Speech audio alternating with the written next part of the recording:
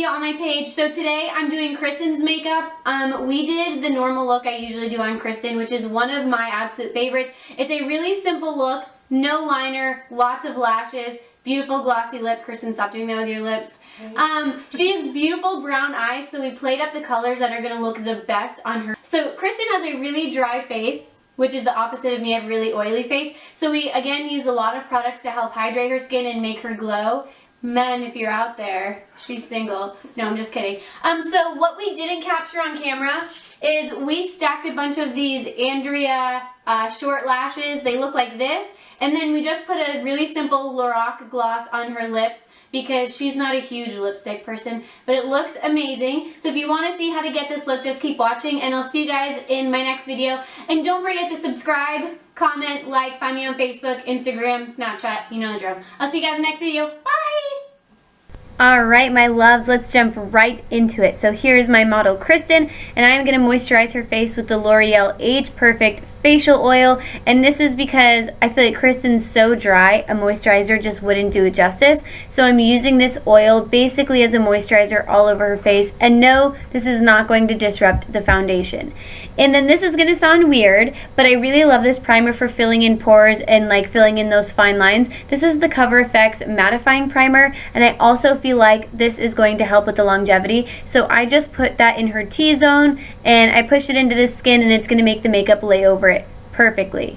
I'm going to mix together 2 shades of the L'Oreal TrueMatch Lumi foundation, and I'm going to take my Sigma brush and I'm going to buff that all over the skin, and I'm just going to build it up in areas where her pigmentation needs a little bit more coverage, like on the cheeks, chin, and forehead. Other than that, we kept it pretty sheer throughout her face. As you can tell, she has flawless skin. Then for her brows, I'm just going in with the NYX Brow Gel. This one's for blonde hair. I just don't like to go too dark on eyebrows where people like to keep them semi-natural. So for Kristen, I just use that blonde color. And then over that, I use the Anastasia Brow Powder Duo in medium brown. And I use the darkest color. And again, just to give a light, natural filling in of the brows, nothing too dramatic.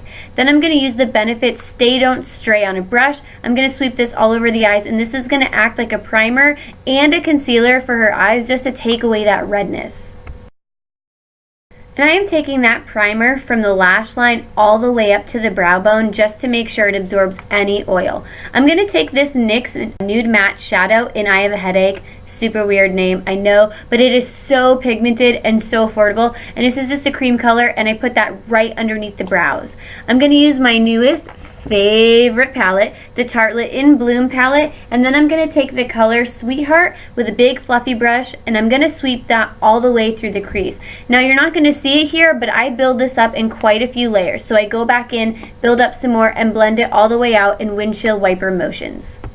And then what I'm going to do is I'm going to switch the brush to a little bit more of a dense brush, and I'm going into Rebel. So what I'm going to do with this is I'm going to focus the majority of this color right here on the outer corner, and I'm going to blend it in. You're going to place the brush on the corner first, and then that's where the most pigment is going to lay. I'm going to go in with a fluffy brush, and I'm going to make sure I blend everything out. Blending is a girl's best friend, so make sure to blend out and up, marry those 2 colors together, and make it look perfect.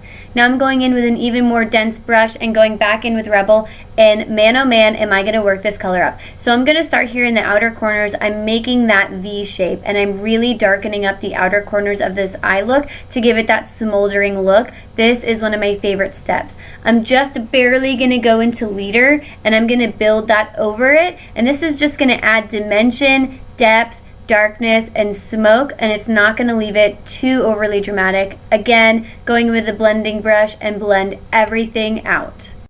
Okay, and then for the lid color, I use a Victoria's Secret eyeshadow. It's their Silky eyeshadow line in the color Provocateur. It is a beautiful gold eyeshadow, and sometimes it is hard to work with because the shadow moves. It's like a pressed pigment, but man oh man does this bring some shine to the eyes. I absolutely love this. I just take this on a flat brush and pack this all over the eyes and kind of blend it back into the darker colors. For concealer, I'm going to go into the Maybelline Superstay Better Skin Concealer and the Urban Decay Naked Skin Concealer. And I'm just going to put that on the forehead, down the nose, on the chin, and right there underneath the eyes. I'm going to blend it out with my big foundation brush, and then I'm going to switch to a smaller brush and make sure I blend this out precisely. I just really want to bring a lot of light underneath Kristen's eyes because she can tend to have some darkness and discoloration right there underneath the eyes, and this is going to make everything look wide awake. Then we have to set the face. I'm taking my favorite powder, Laura Mercier Translucent Setting Powder, on a big brush, and I'm just going to pat this into the skin. I am not using a lot of it. I am keeping it light-handed. For bronzer and contour, I'm going into the NYX Highlight and Contour Pro palette, and I am just taking 2 of those darker colors and bringing it down in the E3, so right there on the forehead, cheek, and jawline. And then I'm going to take the lightest colors, it's like a banana color and a cream color, and I'm mixing those together and patting those right underneath the eyes to set that concealer. I did even put a little bit on her forehead, down her nose, and on her chin, anywhere I placed that concealer. My favorite blush, this one is by Bare Minerals. This is called In the Faux Pas, and I am bringing this on the apples of her cheeks. I love to over blush brunettes, so I have to calm myself down. Yeah, she thinks I'm crazy. You know I am, girl. Oh my gosh, and now it's time to shine. So I'm using the MAC Mineralized Skin Finish in my absolute favorite, Soft and Gentle, doing that C right around the eyes, on the top of the cheekbone, bringing up around the eyebrow, down the center of the nose, and I did just a little bit on the tops of her brows. I'm trying to show her. Do you see that shine? It looks so amazing.